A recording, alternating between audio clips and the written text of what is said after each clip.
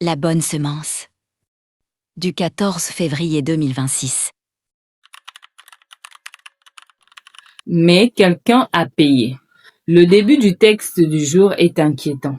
Alors que la Bible présente l'être humain comme étant esclave d'un maître trompeur et despotique appelé le diable, elle ne lui reconnaît aucune possibilité de se racheter, ni même de l'être par un de ses semblables. L'homme est donc condamné à vivre dominé par le mal. Terrible situation qui ne lui donne aucun bonheur durable, aucune garantie pour le jour où il faudra rendre compte à Dieu de ce qu'il aura fait de sa vie.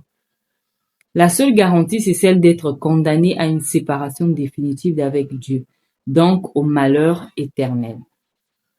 Mais la fin du texte nous rassure pleinement. Ce qu'aucun être humain ne pouvait faire, c'est-à-dire nous racheter pour nous libérer de notre méchant maître, Dieu lui-même l'a fait en payant un prix très élevé. Il a envoyé Jésus mourir à notre place pour libérer les hommes du pouvoir du mal et de la mort. Il fallait payer un prix bien plus élevé que la valeur de tout l'or et l'argent du monde. La Bible dit, vous avez été rachetés de votre vaine conduite, non par des choses corruptibles, de l'argent ou de l'or, mais par le sang précieux de Christ. 1 Pierre 1, 18 à 19. Qui s'est donné lui-même en rançon pour tous. 1 Timothée 2, 6.